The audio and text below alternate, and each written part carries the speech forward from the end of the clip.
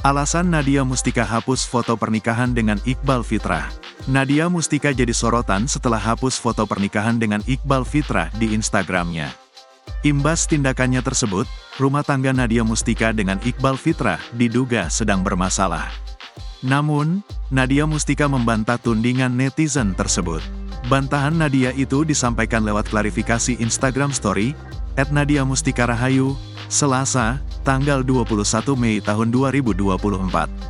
Wanita yang kini tengah mengandung buah cinta dari Iqbal Fitrah itu, mengatakan hubungan dengan sang suami baik-baik saja.